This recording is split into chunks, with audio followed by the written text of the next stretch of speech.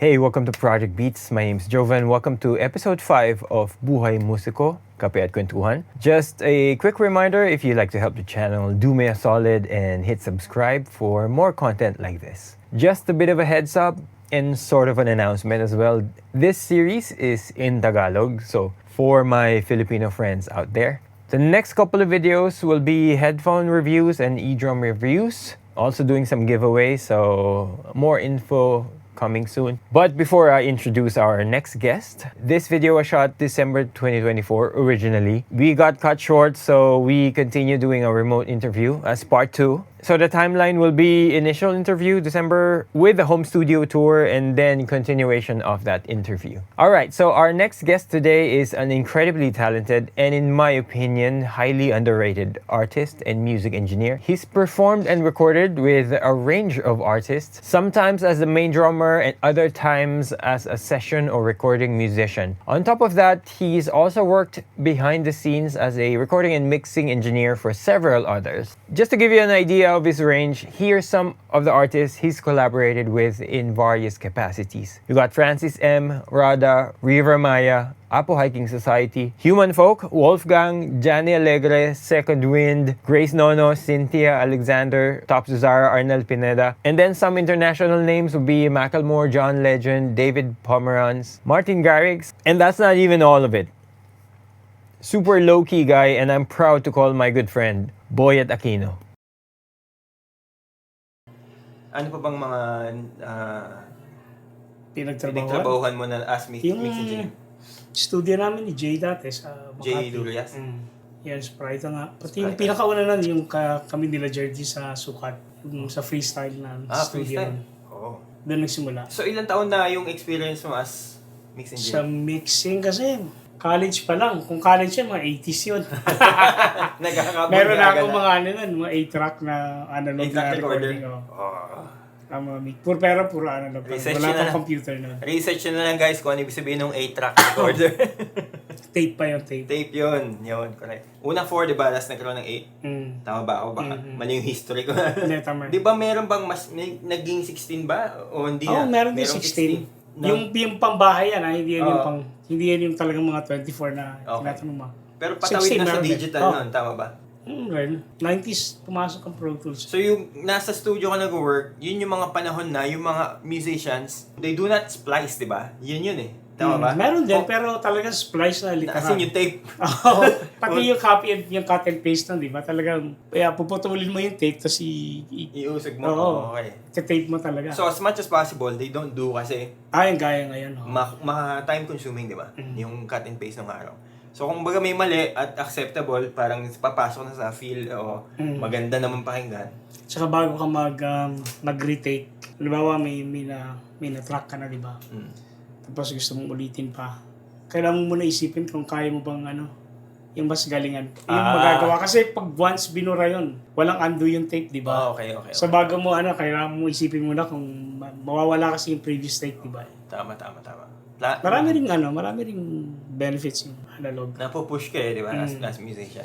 Halimbawa yung nag-take ka nga, yung rewind time, halimbawa pagkatapos mo ng take na to, kasi isa pa. Ngayon, di ba, isang pindot lang, nandun ka na agad, okay? Ayan, may mga ilang tops. Pero yung time na yun, makakapag-isip-isip ka pa. Hindi tuloy-tuloy na non-stop na... Kasama na yun sa binabayaran mo sa studio, yung oras na inuubos nun, di ba? Itong home studio, mamaya papakita ko. Pero, sino yung mga artist and singer na nag-record dito sa bahay, sa studio mo? Sino ba? Side A, vocals, guitar. Hindi, drums yung na-record. Drums? Usually, drums yung gina-track dito. Pero may nirecord kang vocals dati na... Geneva. Si Jay, pumunta dito. Jay Durias. Pero mag-aara rin yung home studio nun eh. Saka sa amin mga drummer, pag kami nagkukwentuhan ni Leila Otep, sa tone, drum tone, even before recording, kasi nandun na rin ako sa camp na dapat yung tone na gusto mo sa drums, yun na, bago mo pa i-press yung record. Di ba?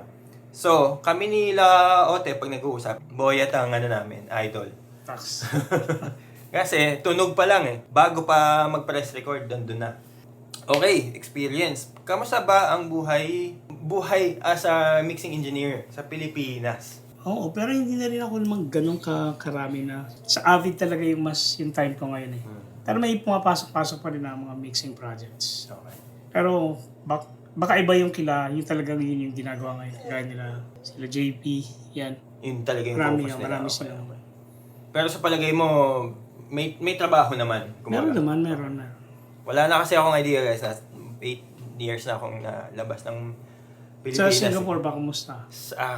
Masyadong maliit ang eksena eh. Para sa akin, akong para dito. Masyadong maliit yung bansa para Pero mas ikumpara. mas mahal naman, mas magandang budget. I guess sa budget kasi Singapore dollars eh. So I guess medyo mas mataas. Dito, hindi ka talaga ng yung tinasan mo rin. Oo. Kakonti rin yung magiging kliyente. Kumbaga. Sino bang mga bandang na mix mo so far? Yung mga recent, yan sila Paul Marnie, itong si Dave, yung bassist ng Franco, si Dave Delphine. Dave, Yung okay. ko sa'yo na Oo, nakakanta. Oo, Pinaririlis ganda ko. nun. Sa mixing sa Pinas, alam ko maraming mahusay din. Pero paano ba yung palagay mong how do we compete? Ba? Tama ba? Sa ibang bansa, Oo. Ang parang palagay mo. hindi pa tayo nakaka-break sa field na yun din. Sa palagay mo? Yung wala labanan mo, sila na. So hindi pa kasing competitive. wala ka pa rin, may masasabi mong pangalan na. Baka hindi ko lang alam Pwede rin eh. Pwedeng parehas tayo ng campaign. Hindi din ako masyadong familiar na sa mga bagong artist. Sana, no? Na meron. Kasi, Baka hindi lang natin kilala. baka. Pero in fairness, may mga naririnig din ako na record na Pinas, OPM ba, na impressive din. Oo naman. Di ba? Oo naman. Marami din eh. Nag-judge ako sa awit. Tapos syempre papadalang kanila ng maraming kanta at maraming mga albums. Grabe yung mga... Husay din, no? yung mga bata ngayon. Malamang sa laptop ginagawa lahat yun. Correct. Naisip ko nga rin. Pero grabe talaga, ang galing. So, sa mga binanggit natin, yung ibang mga na-mix mo, paano naman yung mga natutugan mong mga nasa record o sa banda? Sino ba mga artist na? Gaya tinutugtugan ko si Rada. Rada. Okay. Colors? Ano nga ba na yun? Kulay. English eh, no? In English, colors. Kulay pa nga pala. Limot Ay, ko na. Rada. So, marami tayong gems sa kagaya nito saan ba nanggaling yung Ninong? Ninong Boy kasi tawag namin sa kanya Sa office yan eh. sa office, no? Ang magkasama kami sa Avid Pro Tools, ako naman sa Sibelius. Pero isa sabi ko, isa sa mga hidden gems kasi sino lang bang kumbaga gaano nakakalam, pero marami siyang contribution sa Philippine music sa palagay ko. Isa sa mga nilolook up to namin, Boy Aquino. Parang totoo ha. Totoo! Totoo. Yung mga kakulitan ko sa mixing questions. Sorry, busy nagtatrabaho. Sa mga mixing questions tsaka sa mga drum-related questions. Yan. With that being said, ayun na, ikutin natin yung studio tour. Ako, malaking gearhead eh. So nag-enjoy ako sa ganitong tour. Silipin natin. Yung ano pala to? Yung Ludwig pala to. 24, John Bonham. 26 si Buwan. 26 pala, no? Bombo na yun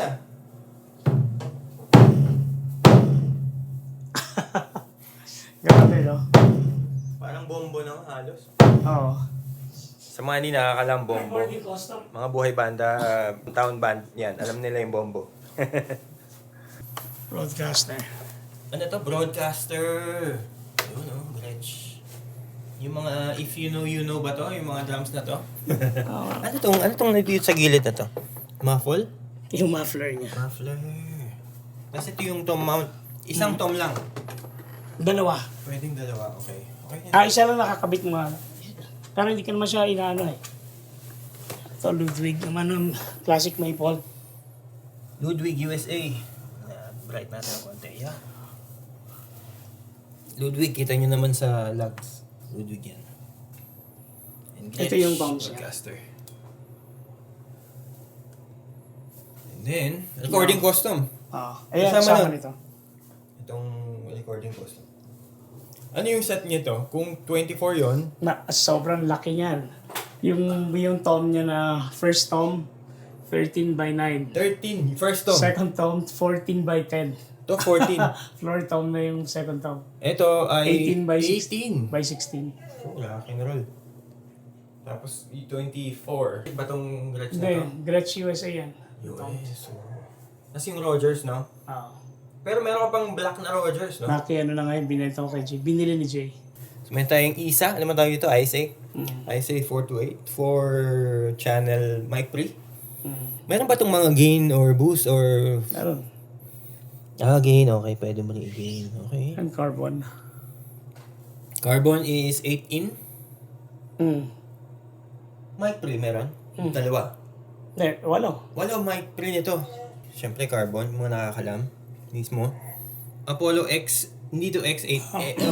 Apollo X8. 8 yata. Apollo... Pero niligyan ko ng option na Thunderbolt 3 na. Okay. Thunderbolt 3. X8 yata to kasi X8P may preamp.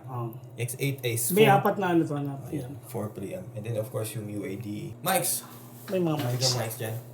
Ilaw ka. Ay, isa galing sa iyo na yun. AKG. AKG D12 VR.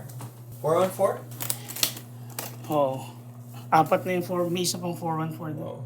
XLS. XLS. Kasi yung iba yung mga usual na 57. Ayun, 421 yun. Yung dalawang nasa. Usual nila na ginagamit sa toms. Oh. Tapos yung mga usual na 57, mga pencil lang dun. Okay. M4 Mac Mini. H8 Yamaha. HS8. HS8. And then, maganda pala yung ultra-wide sa mixing, no? Oh, Topping. DAC din na ngayon no? DAC na ngayon. Natuto na. And then, ito, controller na hindi masyado nagagamit. S1, Avid. Pro Tools. Since Avid, di ba? Coated emperor. So, set bago na, no? Ito yung set ng, broadcaster? Oh. Anong size nito? 12, 13, 16. Paano ka nag-tune? Tunebot. Tunebot na. Para mas mapadali ang buhay. Sa bagay. Pero, tenga ako sa una eh. Ay, sa akin hindi. Simula pa lang. Simula pa lang at least pantay. Ito, simula itong tension watch. Para sigurado pantay-pantay. Tapos tunebot ka na. Ito yung paborito ko ngayon.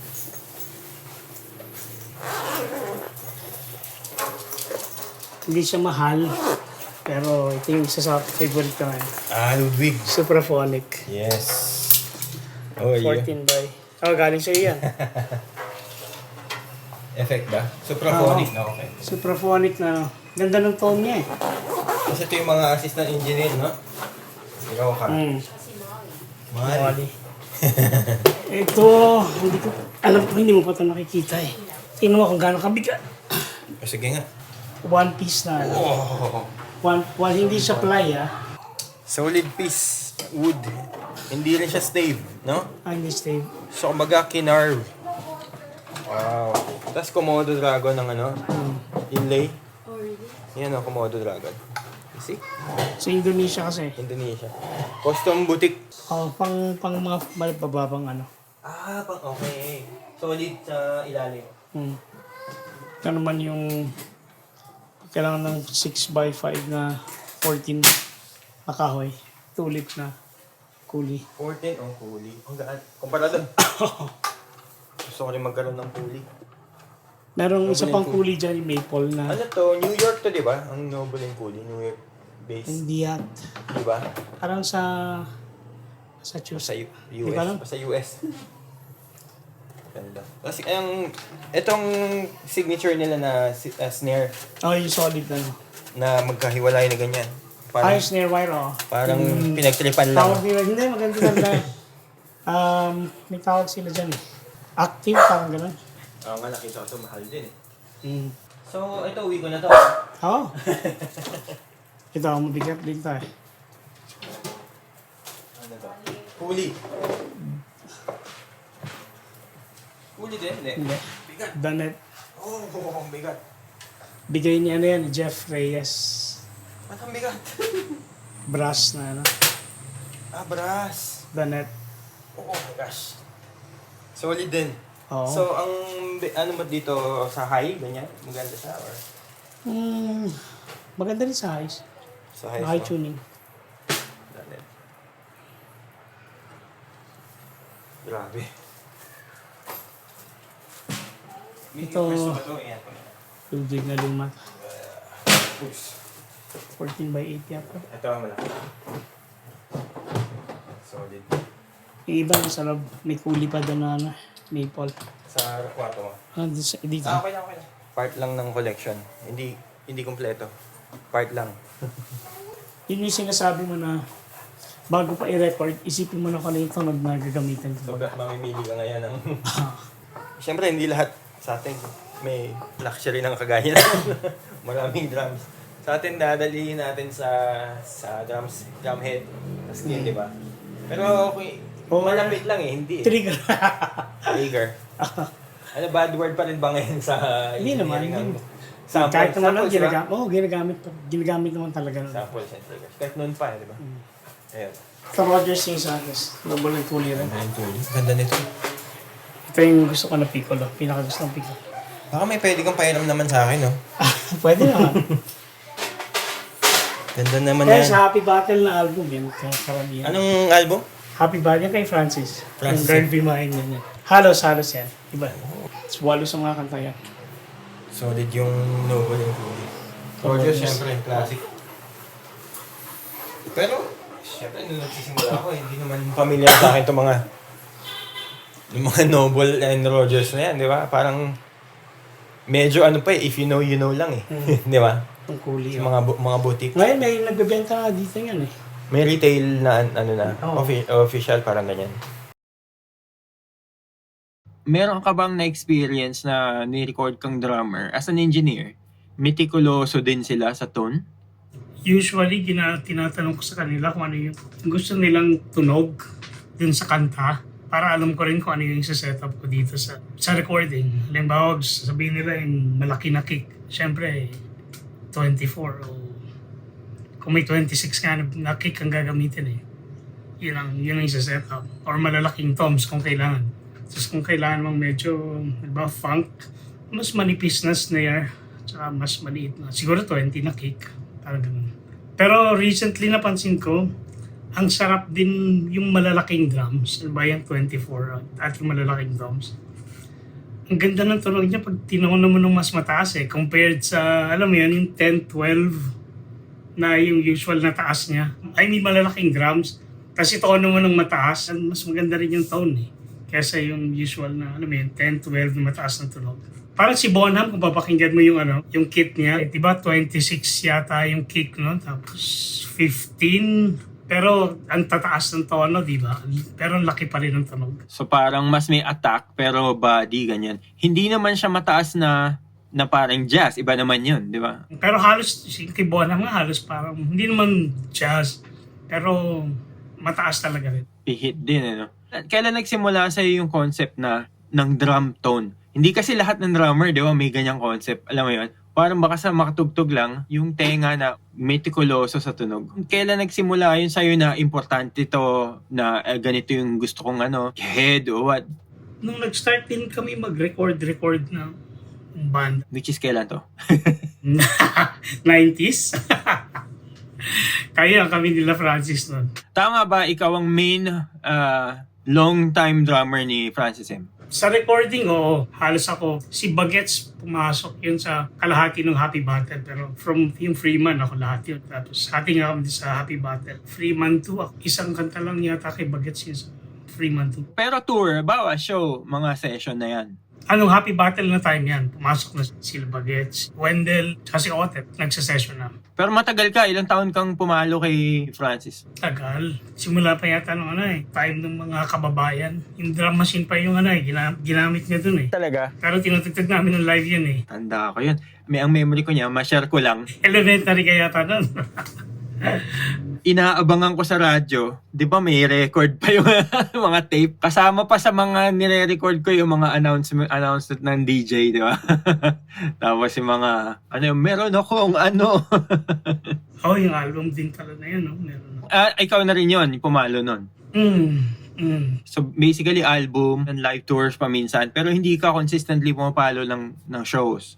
Nung time nung meron ako, Freeman, tsaka yung first half nung Happy Battle, yun, ako lahat. Yung panahon na yan, doon ka namulat sa concept na ng particular ka sa drum sound? Meron ka ng particular na gusto nun, na tunog o style? Oo rin. Kasi si Angie Si Angie, malaking influence din yan. Parang si Angie, kahit anong sabihin mo, game si Angie, ang dami kong natutunan. Yun yung parating kinukulit ko nun, recording, tanong ako ng tanong niya kay Angie. Legend din, no? Para sa hindi nakakalam, Angie Razul, legendary engineer natin sa Pilipinas. Ano yung mga na-discover mo along the way na parang, uy, pwede pala to sa drums or something, o kaya pwede palang ganitong style, o pwede palang ganitong palo. May mga ganun ka bang discoveries sa out of yung career mo? Yung pinaka, parang proven na gagawin pag recording is talaga yung pinaka-simple. Parang pag hindi mo maririnig yung sarili mo dun sa recording, mas makakaya mong pakinggan yun pagka kesa yung ang dami mong ginagawa. Parang yung pagka yung hindi mo naririnig, parang nasa talaga, nasa loob lang ng kanta. Yun yung mas parang kaya mong pakinggan pag Yung kanta, yung bida, no? Yung mensahe, di ba?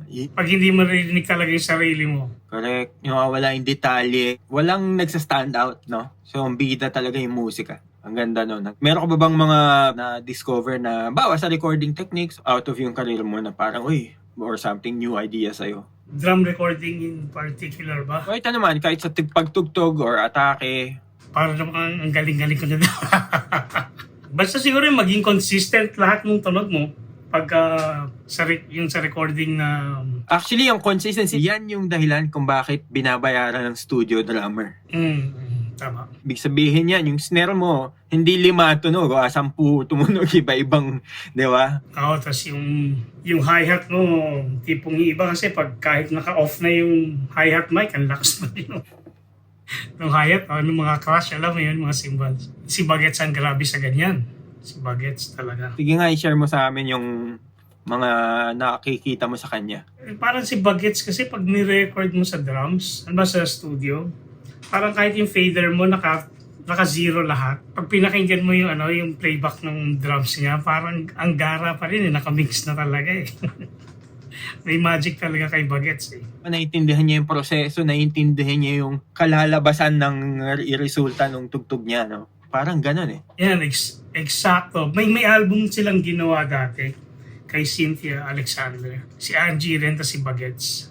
Ang naalala kong pagkagawa nun, parang nauna yung drums, basta sinabihan si Bagets, ito lang yung gagawin mo. Halimbawa, pattern lang na kick lang, tapos snare. Pakinggan mo yung album na yun, Ripping Yarns. Yung sonor pa na kit, yung nirentahan kasi nila yung sonor na kit nun Si Bagets yung pumalo. Hindi naririnig ni Bagets yung pinaka-finish na kanta. Sinabihan lang siya kung ano yung gagawin. Pero pag pinakinggan mo yung album na yun, grabe. Pati yung tunog na ginawa ni Angie. Parang may vision siya no? Parang naririnig niya na kung ano yung kakalabasan ba. May imagine niya na. Yung talent, di ba? Kasi pwede mo rin namang matutunan as a skill later on. Pero palagay mo pinag-aralan niya yon na gano'n? Si Bagets kasi sobrang musical talaga Parang natural, no? Oo. Hindi siya yung drummer lang na puro drums lang Yung buong talaga music yung niya, ginagawa niya Grabe yun. Taas talaga respeto kay Bagets. Yun ang dapat na interview mo. Susunod, nung araw, meron kang pinakitang picture sa akin na naka-DW ka na. Sobrang laking kit. Uso pa yung matataas yung toms matataas si cymbal. Papakita ba natin yung picture mo na yun? Oo, pwede. Recording ng yun. Freeman. Panahon ng Kaleidoscope. Ikaw ang bagets na bagets nun. Pero nung panahon na yon, sino mga drummer sa Pinas na naka ganong kalaking kit? Parang 7-piece ba yan? Hindi, yung sizes nun rin yun 10 by 8, 12 by 9, 14 by 12, tsaka normal na size yun may extra palang 8 na kaya parang malaki. Pero ano lang yun, 8, 10, 12, 14, 16. Isang floor tom lang. Dalawang floor tom, 14, 16. Di malaki nga, 7-piece. Oo, sa bagay. Tsaka DW yun, di ba? Anong panahon yun na todong-todo yata? Yun yung unang labas nila Talaga?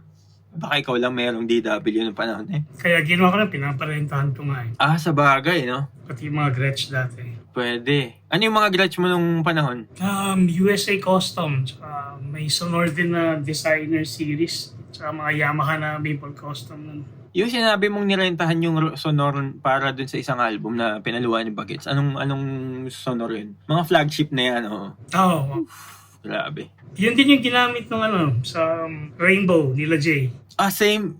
Oh, wow, okay. Yung sonor na yun. Pero click lang yun Oo nga pala, no, yung Rainbow. Pero yun din yun. Nag-evolve din ang drum sound di ba? From yung panahon tsaka ngayon, modern sound. Ano yung take mo sa changes na nakita mo? Parang dati sobrang, let's say, cymbals ng araw, Vinny, marami din hindi lang si Vinny.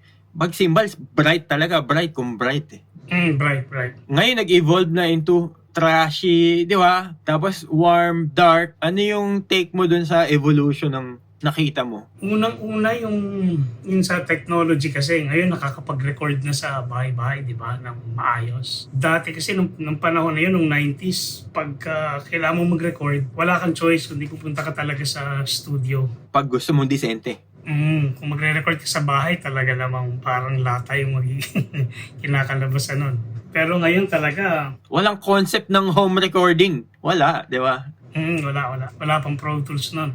Yung tipong yung click track nun, para magkaroon kami ng click track, i-record namin yung drum machine, mag-program kami ng quarter na cowbell. Tapos ipiprint pa namin yung sa tape para meron kaming click track. Ngayon, para add ka lang ng click. Para naka-record dun sa isang, sa isang track dun sa 24 track. Yun yung click, para magkaroon ka ng click track, yun yung kailangan mong gawin. Hindi ko alam yun ha. Isa pa, hindi naman akong gustong pasimulan na debate o ano man. Yung talent ng artist noon, na studio musicians noon. Kasi di ba tape, so kailangan pag nag-start ka ng record, kung hanggat sa maaari kaya mo ng isa, dalawang take, dapat ganung level ka sa musician nung araw, di ba? Parang tinutumbok mo yung mas madali ngayon mag-cut and paste at mag-quantize. Oo eh. Totoo rin yan. Not knocking on, look, meron kasing Netflix, di ba, yung Billie Eilish, yung take folder, di ba, sa Pro Tools ang tawag. Pero talent din yun. Basta alam mo kung ano yung gusto mong tunog na puntahan. Tapos yung magaling ka rin mag-edit, kumbaga, talent din yun eh. Siguro naman, kaya rin naman tumugtog ng kahit isang buo yung mga drummer ngayon, kaya rin naman nilang tumugtog ng Pero mas pinili nila na, ayun, yung ganun nga na atake. Tama. Magandang point of view yun. Magkaibang discipline din kasi. Isipin mo, yung mga drummer noon, hindi naman nahati yung skill nila sa pag-record. Recording engineer tsaka drummer. Ngayon, di ba, yung pag musician ka, marunong ka na rin mag-record. Dati meron talagang dedicate. Alam mo, pupunta ka sa studio, magre-record ka lang. Tapos, ang kailangan mo lang isipin, yung tugtog parati. Ngayon, mahahati yung oras mo sa kailangan mo naralin yung recording. Tapos, minsan pag-record pa ng video, alam mo yun, kasi hindi pwedeng wala rin yung mga video mo sa So, multi-skill din, video editor ka na rin. Ikaw rin ang marketing sa sarili mo. To be fair, I guess, level of difficulties, dahil sa dami ng ginagawa, parang halos nag-i-even out. Ang take ko naman dun sa mga, tawag dyan, yung marami kang takes, and then you pick and choose yung mga best ones.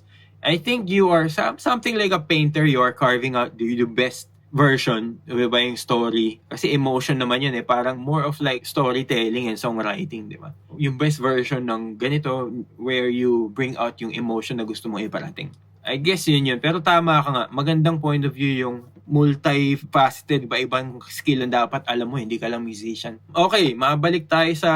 Meron kasing recording dati na kay Pepe Smith yun Somewhere napanood ko. May sinabi sila na parang may konting sabit, pero parang okay na yan, iwan na natin kaysa magugupit pa ng tape, di ba? Medyo mas raw nga. Actually, yun na nga yung hinahanap ko ngayon yun sa mga kanta. Parang alam mo yun, yung ang sarap minsan ng marinig na iniiwan nila yung may mali. Kasi ngayon kung gusto mong i-perfect yung recording, mapaperfect mo talaga Sa pag-edit mo o sa pagtugtog ng ilang takes, kayang-kayang i-perfect yung recording Pero pag yung nakita mong iniwan lang nila, hinayaan nila na may sabit ng konti, parang ang sarap pa nga pakinggan Parang kung sa boses, yung mga nag-auto-tune versus dun sa natural lang na alam mo yan, na recording ng boses na may maliliit na intonation. Hindi naman wala sa tawa, pero yung hindi naka-auto-tune na perfect, ang sarap pakinggan 0 cent, Tama ka. Maganda, refreshing. Kumbaga, nandun yung human side. Pero sinong artist ang nakita mo na ganun, na may iniiwan silang flaws? Kadalasan yung mga banda Kasi din siguro, sabay-sabay din sila yung mag-record Tama. Ang alam ko lang na vocalist na international is Beyonce and Adele. Iniiwan nila yung slight, actually, hindi sila nag-auto-tune. Hindi nga talaga. 0 ang auto-tune sa kanila. Pero, unperceivable naman sa normal na nakikinig, palagay ko. Actually, masarap nga Yun yung saktong balance, no? Nandun yung nandun yung pagka-human nung nung, alam mo yan, kesa yung sobrang... Pero may mga bata ngayon akong kumanta, talaga akala mo naka-auto-tune yung mga live na... Kasi yun yung mga naririnig nila, di ba ngayon? Yun mismo. Yung mga kanta. Parang yun yung mga sinisifra nila. So parang kung paano sila kumanta ngayon, naka-auto-tune na rin. Yung kasi yung na-expose sila sa ganun tunog, siguro naisip nila, either subconscious or aware talaga sila. Baka nga hindi nila alam na auto-tune yan kinokopya nila yung tunog na gano'n. Alam mo yun? Grabe yung square na talon, pero kayang gawin. Which is, nakakabilib din. Pero mabalik dun sa pag-edit at pag-correct to until like 100. Hanggang saan, di ba? Hanggang saan yung balance ng... Ang either ang magde-decide yan, producer o artist mismo. Kapag masyado na talagang in-edit, hindi na parang nagiging fake. Parang hindi na rin ganun kaganda. Pag maririnig mo naman yung yung tinodo talaga ayos. Alam mo yun. Wala na yung atama, Parang hindi na tao, Okay, sige. Balik tayo sa yung tanong ko. Sino yung mga major influence mo sa drums nung sa career mo nagsisimula ka? Or hanggang ngayon na mataas ang respeto mo? Isa sa pinakauna, si Copeland. Nung unang napanood ko yung Synchronicity na live in Atlanta. Grabe. Nakaka-inspire talaga At nakaka-frustrate din. Kasi alam mo yung pag pinapanood mo siya, parang ang dali-dali. Tapos pag upo mo sa drum set, tsaka mo marirealize na putek. Ang dami mong pala mong kailangan, alam mo yung practice. Para pag sa kanya, dali-dali lang. Pag upo mo, yan na. Malalaman mo na sobrang hirap pala. O sobrang galing niyo. Yan, si Copeland. Tapos yung mga una sila Bisonet. Tapos sila Vinny na. Sila Porcaro. Actually, si Steve Jordan recently lang Dahil naman sa tunog na ginagawa niya rin Nate Smith, ito yung mga recent. Pero talagang todo sila Porcaro talaga Ibang mundo yung mga yun, Grabe. How about itong si Ash Zone? Oo naman, isa pa yun. Yung mga tunog din, Tunog din yan, tsaka playing, ang galing. Yung kahit groove lang, yun na yun Tama ka, babalik pa rin dun sa consistency. Halimbawa snare, kahit yung rim shot lang Pagka hindi ka consistent, mag-iiba-iba yung tunog di ba? Diyan yung kaibahan nung yung pro and seasoned and studio drummer sa yung amateur hour Medyo mainis sa yung engineer pagka dating mo dun yung kada bara nagpapalit yung tunog ng snare mo. Na-realize ko rin ibang level nga pala tong studio drummer. Ibang level. Tsaka sila, yung mga magagaling na sessionista, parang nai-imagine nila yung kakalabasan ng tunog sa tape. Di ba parang tayo, pag-playback, tsaka pa lang natin. Ito pala yun. Parang sila habang tinutugtog, alam na nila yung tunog yung magiging playback o Tapos hindi ba, drums ang nauuna sa tracking, di ba? Usually wala ka pinapakinggang yung mga senior o yung mga international na mahuhusay. Bibigyan lang sa kanya, click, ganito yung nangyari dito, ganito sa verse, ganito sa i-ending mo ng ganito. Siguro may pwede siyang guide track na sobrang raw. Pero tama ka, yung vision nila sa uli nakakalabasan ng kanta, kahit sobrang wala silang hawak na pagkuhugutan, galing nakakabilib yun. Paano yung process mo nung pag-aaral ng drums? So, paano ka natuto, nag-aaral mag-drum? Practice lang talaga Practice, hindi lang parang yabang practice. Hindi parang alamin mo yung weakness mo. Halimbawa, hirap ka sa halftime na shuffle. Hindi, practice mo yun araw-araw. Bigyan mo ng 30 minutes na yun lang yung gagawin mo for ilang weeks hanggang maging normal sa'yo. Parang sinasabi ko, ang galing pero yun yung process na para pag-practice sa drums. Pero gumagamit ka ng reference material, di ba? Meron kang gustong i-emulate na.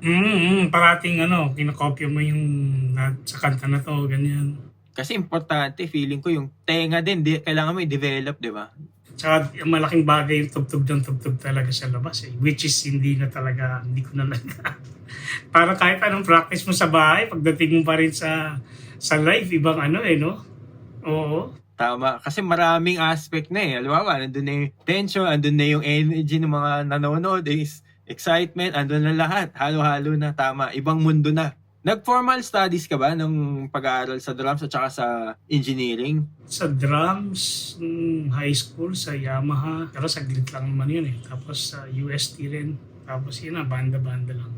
Yun ang best teacher yung experience Pero yung recording, di ba nagtatapos mo yung recording or engineering? Hindi. Yung eskwela, ano din talaga. Kaya kinukulit ko nga sila, Angie, tinatanong sila. Sino yung mga pinagtugan mo sa record, tsaka mga artist na yung mga show? So, Yeah, kay Francis nga siguro. Mga tinagtugan, sila JR, si Top, Suzara, Alvin Malicious sa Freestyle, ginawa namin yung album niya. Rico Blanco, Wolfgang, yung Atomica.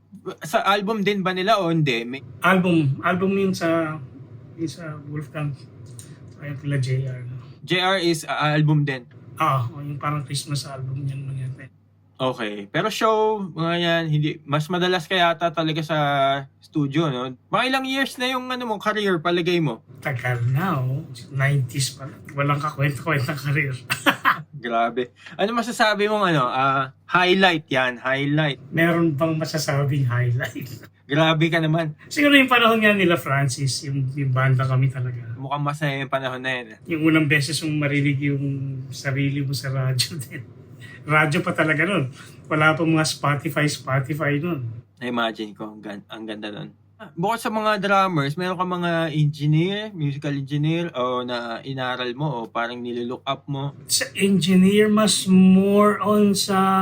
Alam mo, hindi ko naman kasi kabisado kung sino talaga yung nag-mix o nag-engineer dito sa kanta nito. So more on sa parang yung album ng Red Hot na Blood, Sex, Sugar Magic, yung tunog mo, Manggara. Parang instead of yung specific engineer, kasi hindi ko alam kung sino talaga. Yung album ba ni Peter Gabriel o yung Continuum na album ni Mayer, yung tunog nun, mas more on sa ganun kesa yung parang si Chris Lord, parang hindi ko alam yata kung sino-sino yung minix at in-engineer nun, di ba? Mas more on yun sa mga kanta Yung Abbey Road na tunog, yung Foo Fighters na album, yung tunog nun, mas more on sa ganun. I see. Masingit ko sa Pinas kasi pag ikaw nag-mix, usually ikaw na rin nagmamaster. Ano yung point of view mo doon na sa international, dapat magkaibang tenga yun, di ba?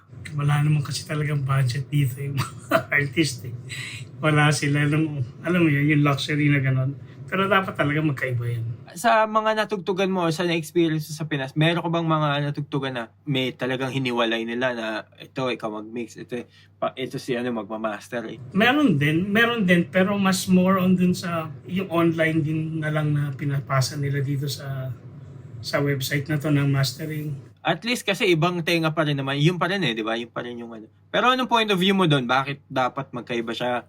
Parang wala nga yata akong kilala na mastering engineer lang talaga, na yun lang yung ginagawa niya.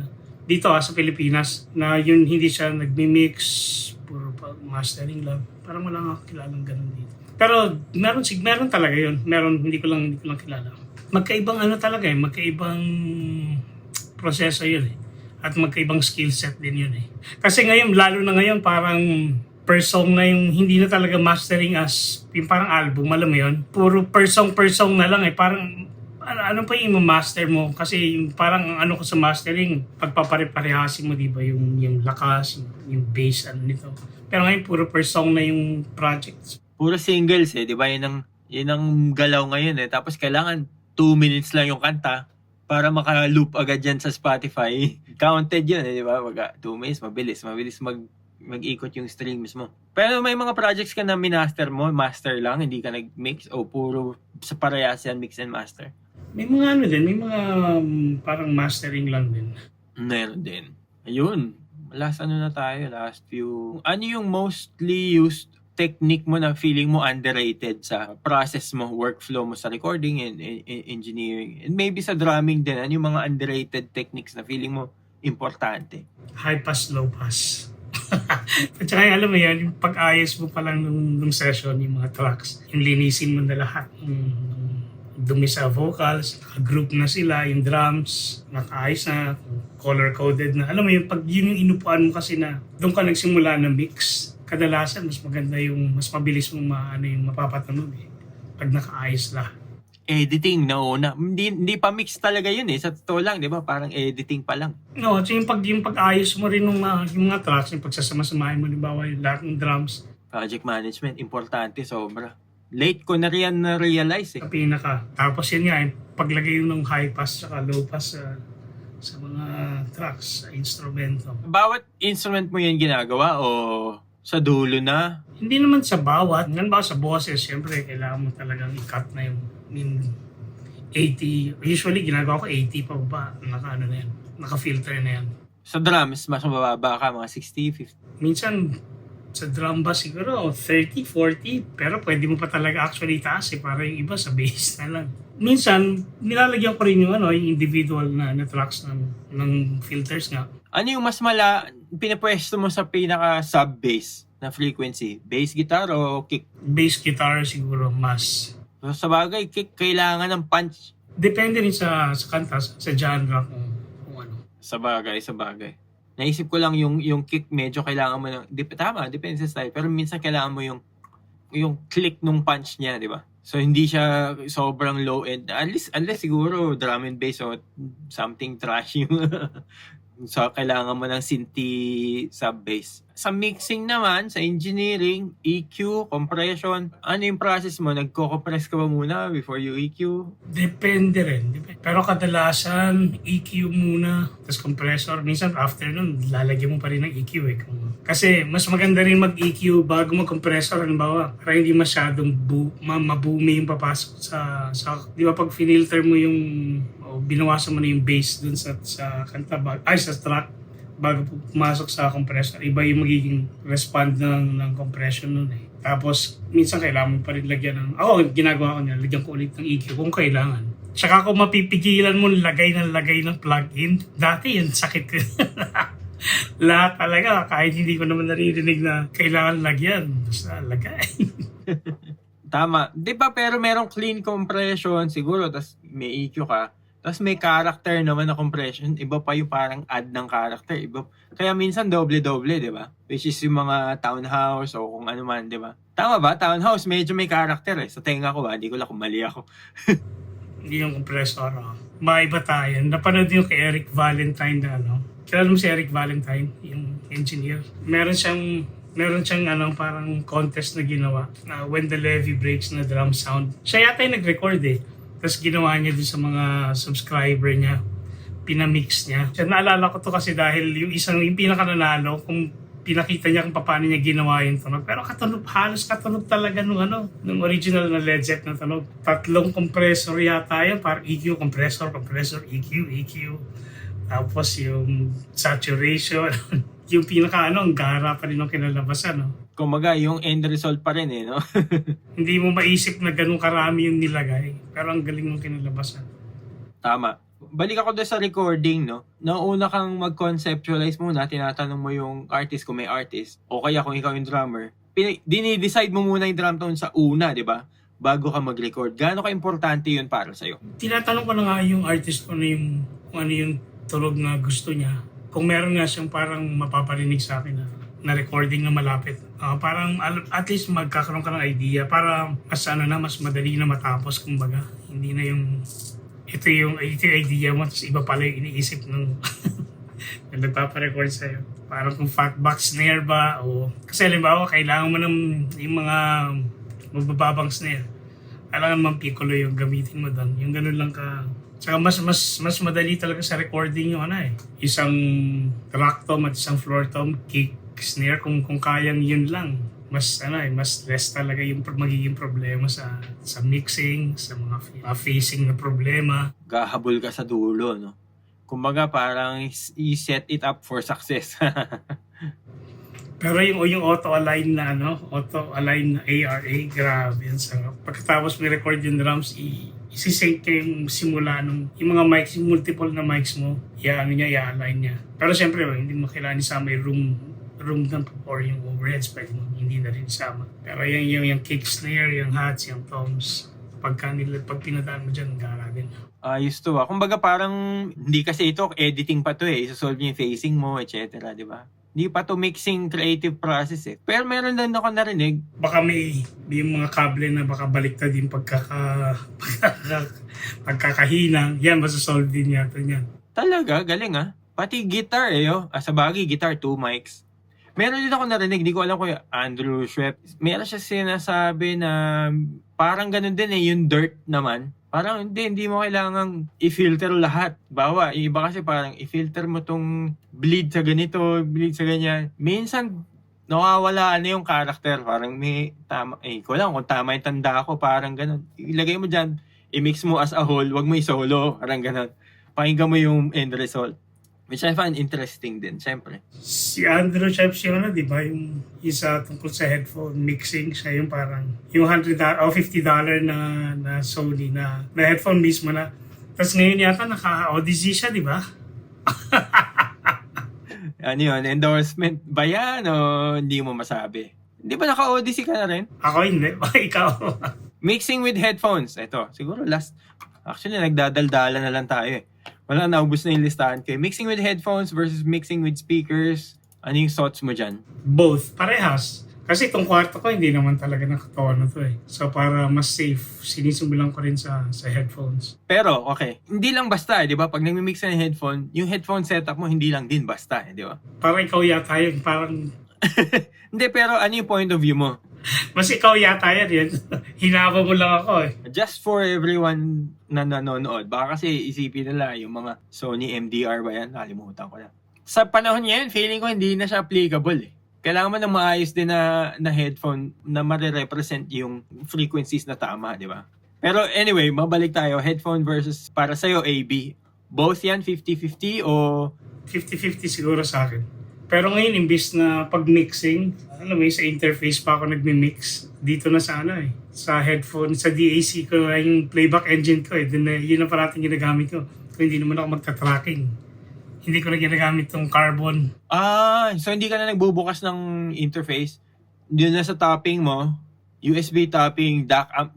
Bagay, kung DAC amp siya in one, andun na yung quality na hanap mo eh. Kahit yung pag sa tracking din, imbis na yung sa interface, yung nakakabit yung speakers, yung ginawa ko parang naka-mirror yung A.out nitong carbon. Papunta dito sa SPDIF pala, papunta dito sa topping. Para hindi ko na rin binabaklas. Kumbaga naka-fix na yung itong sa monitors ko sa topping. Kaya kahit itong carbon yung gagamitin ko sa tracking, SPDIF out, papunta sa topping, papunta sa speakers. Wala rin naman latency yun. Ito na kumbaga ang pinaka-converter ko sa monitoring, mapa-headphone o mapa sa speakers, itong topping na yun. Sa bagay. Sa akin ganyan din eh. Kasi nagbago yung character ng speakers eh, nung dumaan sa solid na DAC. Oo, gumanda. Ikaw nagpasimuno niyan eh. Ikaw pa lang naman yata na-influencehan ko eh. Hindi pa nga hindi pa yung todong mga pinagkaano mo yung mga Odyssey na yan. Dadating ka dyan, papadalang kita. Masyadong mahal.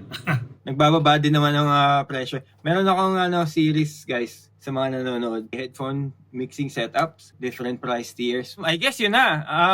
Teka, yung dumating si John Legend, anong role mo dun sa nagpunta siya dito at magkaibang bansa pala tayo dyan sa Pinas? Okay, nag-record sa kanya. Okay, recording engineer. For a song, one song, or... Isang kanta lang, parang may kailangan siyang i-record yata habang may concert siya dito nun eh. Tapos siguro deadline na kaya naghanap ng studio. Hindi nga sinabi na siya kasi pag nalaman siguro na John Legend yung pupunta, ang fan na mga... Paparazzi yan. Oo, so hindi sinabi na siya. Ang meron siyang parang binigay na listahan in advance na yung mga kailangan niya na mics, kailangan niya na preamps. Siyempre, ginugol ko, sino ba itong artist na ito yung ginagamit na mic? Pero meron kayo sa Sprite meron. Tapos, lumabas may dates din na, yung sa concert date niya, eksakto rin. Nalaman ko rin na siya yun. Pero meron naman sa office ng Sprite na nakakaalam na dadating siya. Nung nga inano namin, parang ginugol. Tsaka nalaman na siya yun. Kasi kasabay din ng concert niya. Sino pa bang foreign na artist yun? Ayun. Okay, big thanks to Nong Boyet, as we call him.